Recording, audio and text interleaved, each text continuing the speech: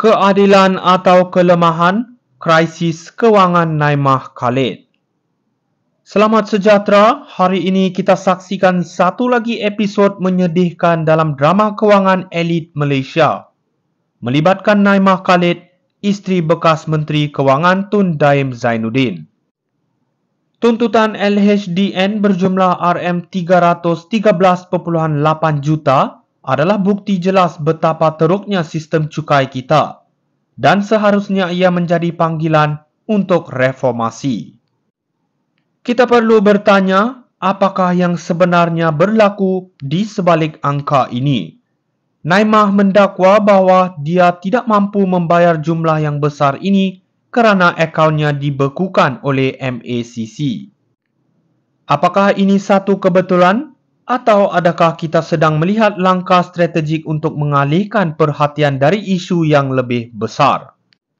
Sistem yang membenarkan individu yang sepatutnya bertanggungjawab untuk terus melarikan diri daripada kewajipan mereka terhadap negara adalah satu kegagalan yang tidak boleh diterima. Naimah, yang menyebut diri sebagai salah satu pembayar cukai terbesar, kini terpaksa berjuang untuk membuktikan bahawa dia tidak bersalah. Tetapi hakikatnya, kita tidak boleh membiarkan elit ini terus menghindar dari tanggungjawab mereka.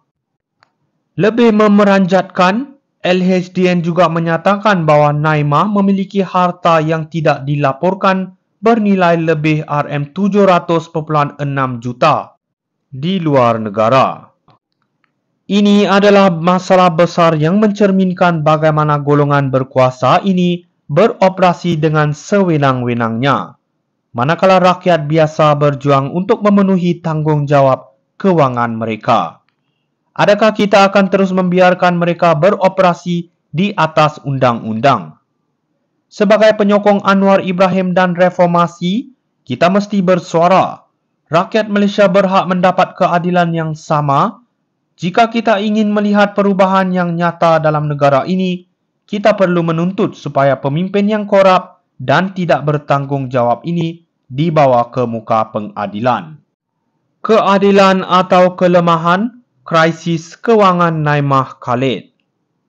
Selamat sejahtera, hari ini kita saksikan satu lagi episod menyedihkan dalam drama kewangan elit Malaysia.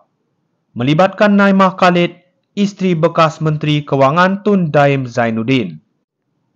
Tuntutan LHDN berjumlah RM313.8 juta adalah bukti jelas betapa teruknya sistem cukai kita dan seharusnya ia menjadi panggilan untuk reformasi. Kita perlu bertanya, apakah yang sebenarnya berlaku di sebalik angka ini? Naimah mendakwa bahawa dia tidak mampu membayar jumlah yang besar ini kerana akaunnya dibekukan oleh MACC. Apakah ini satu kebetulan?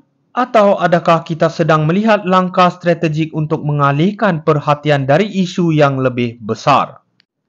Sistem yang membenarkan individu yang sepatutnya bertanggungjawab untuk terus melarikan diri daripada kewajipan mereka terhadap negara adalah satu kegagalan yang tidak boleh diterima.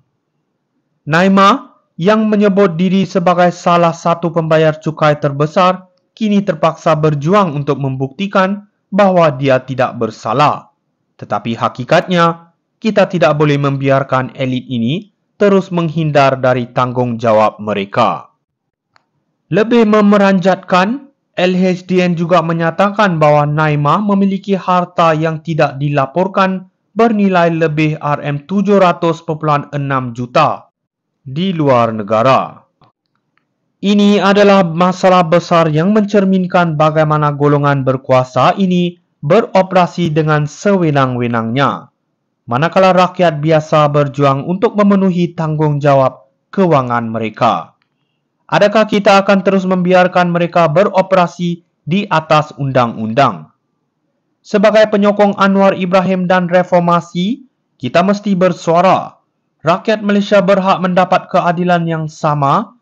Jika kita ingin melihat perubahan yang nyata dalam negara ini, kita perlu menuntut supaya pemimpin yang korup dan tidak bertanggungjawab ini dibawa ke muka pengadilan.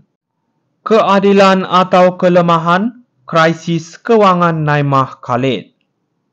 Selamat sejahtera, hari ini kita saksikan satu lagi episod menyedihkan dalam drama kewangan elit Malaysia. Melibatkan Naimah Khalid, isteri bekas Menteri Kewangan Tun Daim Zainuddin. Tuntutan LHDN berjumlah RM313.8 juta adalah bukti jelas betapa teruknya sistem cukai kita dan seharusnya ia menjadi panggilan untuk reformasi.